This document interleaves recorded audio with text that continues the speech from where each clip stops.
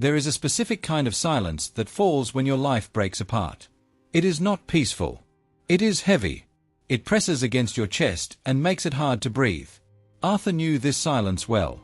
For 30 years, Arthur was a master clockmaker. He worked in a small, dust-filled shop that smelled of cedar oil and old brass. He did not just fix clocks, he healed them. He understood that patience was the most expensive thing in the world, and he gave it freely. He was not a wealthy man, but he was a content one. His reputation was built on trust. But the world was changing, and Arthur was slow to change with it. He had taken on a partner, a younger man named Julian. Julian was charismatic, sharp, and ambitious. He told Arthur they needed to expand. He said they needed digital inventory and modern contracts. Arthur, trusting and kind, signed whatever papers Julian put in front of him. He believed they shared the same heart for the business. He was wrong. On a rainy Tuesday morning, Arthur arrived at the shop to find the locks changed. A legal notice was taped to the glass. The fine print in those modern contracts had given Julian full ownership. Arthur had been voted out of his own life's work. He stood in the rain, looking at the gold lettering of his name on the window. Julian stepped out, not with an apology, but with a cold shrug. He told Arthur that business was survival of the fittest. He said Arthur was too slow, too old, and too focused on details that didn't make money. Arthur walked away with nothing but the tools in his pocket. The first few weeks were a dark fog. Arthur sat in his small apartment, staring at the wall. The anger was a fire in his stomach, but the shame was colder. He felt foolish. He had given his trust to a thief. At 60 years old, the idea of starting over felt impossible. He was a clockmaker with no workshop, a master with no apprentices. He stopped going out. He stopped answering the phone. He believed his useful days were over. One afternoon, seeking to escape the silence of his room, Arthur sat on a bench in the city park. An old woman sat next to him. She was struggling with a small, silver pocket watch. She shook it, tapped it, and held it to her ear. "It was my father's," she whispered, mostly to herself. "No one can fix it. They say it is too old." Arthur looked at the watch. His hands twitched. It was instinct. Without saying a word, he gently reached out. The woman hesitated, then placed the cold metal in his palm. Arthur didn't need a workbench. He didn't need a sign above a door. He took a small screwdriver from his pocket. He closed his eyes and listened to the faint, irregular heartbeat of the mechanism. He adjusted a spring, barely a millimeter.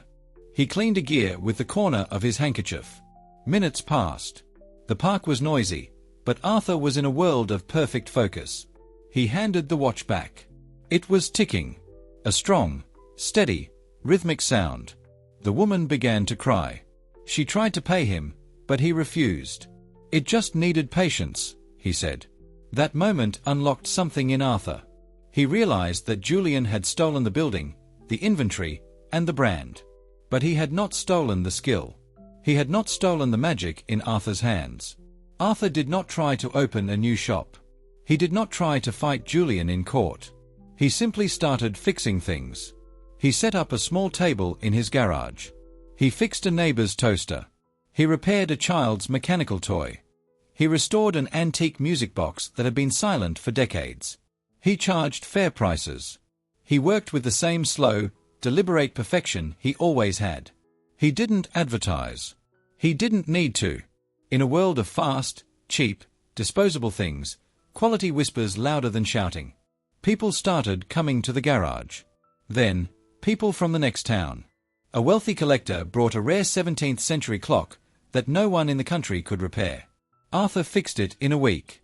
Meanwhile, across town, the old shop was changing. Julian had fired the experienced staff to save money. He used cheap parts to increase margins. He rushed jobs to get paid faster. The consequences were slow, but they were inevitable. Clocks that Julian fixed stopped working after a week. Valuable antiques were scratched by careless handling. The reputation that Arthur had built over 30 years began to crumble. Customers demanded refunds. Bad reviews piled up like dead leaves. Julian panicked. He tried to lower prices, but trust is not something you can buy back once you have sold it. 2 years after the locks were changed, Arthur received a letter. It was from the bank. The old shop was being foreclosed. The business had failed. Arthur drove past the old building. The windows were dirty. The for lease sign was up. He felt no joy in seeing Julian's failure. He felt no anger, either. He just felt a quiet sense of closure.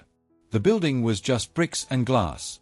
The spirit of the work was, and always had been, with him. Arthur eventually bought a new, smaller space. It was bright and airy. He didn't put his name on the door. He just put a small sign that said, "We make time for what matters." He was busier than he had ever been. He was tired at the end of the day, but it was a good tired. It was the exhaustion of a man who knows exactly who he is. Life can strip you of your titles. It can take your possessions. People can betray you and push you into the cold. But there is one thing they cannot touch. They cannot take what you carry inside you. Your skill, your integrity, and your resilience belong only to you. When the walls fall down, you do not need to fight the rubble. You simply pick up your tools, and you begin to build again. Question: what is a skill or strength you have inside you that no one can ever take away? Let me know in the comments.